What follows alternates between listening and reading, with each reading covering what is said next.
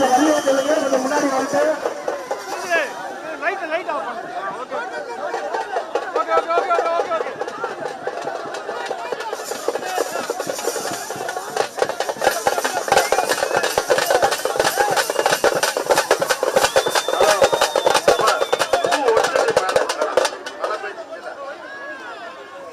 முன்னாடி போய்க்கலாமா?